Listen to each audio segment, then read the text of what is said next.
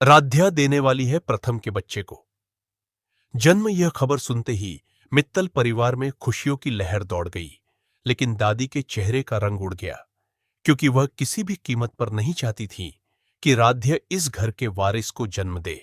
और तभी उन्होंने उर्मी के साथ मिलकर ऐसी खतरनाक साजिश रची जिसने पूरे परिवार की खुशियां पल भर में खतरे में डाल दी। अगर आप सभी लोग भी राध्या का साथ देना चाहते हैं तो राध्या के लिए इस वीडियो को एक लाइक करके, चैनल को सब्सक्राइब करके बेल आइकन को ऑल पर सेलेक्ट कर दीजिए। सुबह का समय था और पूरे मित्तल भवन में हलचल मची हुई थी, क्योंकि आज राध्या और प्रथम डॉक्टर के पास चेकअप के लिए जाने वाले थे। राध्या पिछले कुछ दिनों से कमजोरी महसूस कर रही थी, इसलिए राजनी ने खुद डॉक्टर के पास जाने की सलाह दी थी। दूसरी तरफ दादी चुपचाप सब कुछ देख रही थी और उनके चेहरे पर अजीब सी बेचैनी साफ दिखाई दे रही थी, क्योंकि उन्हें डर था कि कहीं डॉक्टर कोई ऐसी खुशखबरी न दे दे जिससे राध्या की इस घर में जगह और मजबूत हो जाए। डॉक्टर राध्या का पूरा चेकअप करती है, कई जरूरी टेस्ट करवाए जाते हैं और कुछ देर बाद डॉक्टर मुस्कुराते हुए रिपोर्ट हाथ में लेकर आती है। डॉक्टर कहती है, बधाई हो राध्या, तुम मां बनने वाली हो। तुम्हारी रिपोर्ट बिल्कुल सही है और तुम्हारे गर्भ में पल रहा बच्चा पूरी तरह स्वस्थ है। यह सुनते ही राध्या की आंखों में खुशी के आंसू आ जाते हैं। प्रथम खुशी से उछल पड़ता है और डॉक्टर का धन्यवाद करता है। प्रथम तुरंत राध्या का हाथ पकड़कर कहता है, आज मेरी जिंदगी की सबसे बड़ी खुशी मुझे मिल गई है। अब हमारा परिवार पूरा होने वाला है। राध्या मुस्कुराकर कहती है, यह सिर्फ मेरा नहीं, हमारा सपना था जो आज सच होने जा रहा है। दोनों जैसे ही मित्तल भवन पहुंचते हैं, राजनी सबसे पहले रिपोर्ट देखती है और खुशी से चिल्ला उठती है, राध्या मां बनने वाली है। यह सुनते ही पूरे घर में खुशियों का माहौल बन जाता है। ओंकार तुरंत भगवान का धन्यवाद करते हैं और कहते हैं, आज हमारे घर में सबसे बड़ी खुशखबरी आई है। राजनी दौड़कर राध्या को गले लगा लेती है और कहती हैं, बेटा, आज तुमने इस घर को सबसे बड़ा सुख दिया है। मैं तुम्हारा हमेशा साथ दूंगी। प्रथम भी भावुक होकर राध्या के माथे को चूम लेता है और कहता है, मैं तुम्हें और हमारे बच्चे को हमेशा खुश रखूंगा। घर के सभी सदस्य मिठाइयां बांटना शुरू कर देते हैं। पूजा की तैयारी होने लगती है। पूरे मित्तल भवन में उत्सव जैसा माहौल बन जाता है। लेकिन तभी दादी सीढ़ियों से नीचे उतरती है और सभी को खुश देखकर हैरान रह जाती है।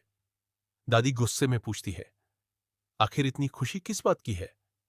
तभी राजनी मुस्कुराते हुए रिपोर्ट उनके हाथ में रख देती है और कहती है, मां जी बधाई हो, आप परदादी बनने वाली है। राध्या मां बनने वाली है। जैसे ही दादी रिपोर्ट पढ़ती है, उनके चेहरे की मुस्कान गायब हो जाती है। आंखों में गुस्सा भर जाता है और मन ही मन कहती है, यह कभी नहीं हो सकता। मैं इस लड़की को इस घर के वारिस की मां नहीं बनने दूंगी। दादी बिना कुछ बोले अपने कमरे में चली जाती है, जहां पहले से उर्मी उनका इंतजार कर रही होती है। उर्मी पूछती है, आखिर क्या हुआ मां? जी, आपका चेहरा इतना उतरा हुआ क्यों है? दादी गुस्से में रिपोर्ट उर्मी के सामने फेंक देती है और कहती है, राध्या मां बनने वाली है। उर्मी भी यह सुनकर चौंक जाती है और कहती है, अगर राध्या ने इस घर के वारिस को जन्म दे दिया तो फिर सारी संपत्ति पर उसी का अधिकार हो जाएगा और हमारा कोई महत्व नहीं रहेगा। दादी कहती है, इसलिए हमें अभी से कुछ करना होगा। बच्चा इस दुनिया में आने से पहले ही हमें राध्या को इस घर से निकालना होगा। दोनों मिलकर एक खतरनाक योजना बनाती है। दादी कहती है, हम ऐसा माहौल बनाएंगे कि पूरा परिवार राध्या पर ही शक करने लगे और उसकी देखभाल के नाम पर उसे मानसिक रूप से इतना परेशान करेंगे कि वह खुद इस घर को छोड़ने पर मजबूर हो जाए। अगले दिन दादी जानबूझकर पूजा के दौरान बेहोश होने का नाटक करती है। पूरा परिवार घबरा जाता है। दादी होश में आने के बाद राध्या पर आरोप लगा देती है कि उसकी वजह से उन्हें यह सदमा लगा है।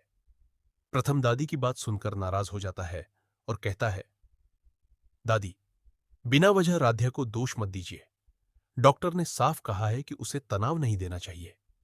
दादी गुस्से में वहां से चली जाती है, लेकिन अंदर ही अंदर उनकी नई चाल शुरू हो चुकी होती है।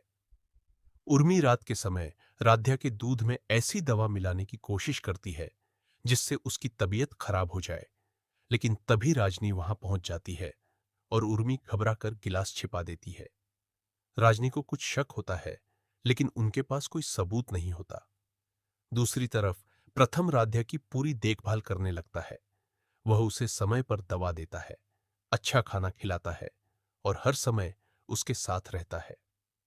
कुछ दिन बाद डॉक्टर अगली जांच के लिए बुलाती है। रिपोर्ट देखकर डॉक्टर कहती है, बच्चा बिल्कुल स्वस्थ है, लेकिन राध्या को किसी भी तरह का तनाव नहीं मिलना चाहिए। दादी ये सुनकर और ज्यादा परेशान हो जाती है, क्योंकि उनकी सारी कोशिशें नाकाम हो रही थी।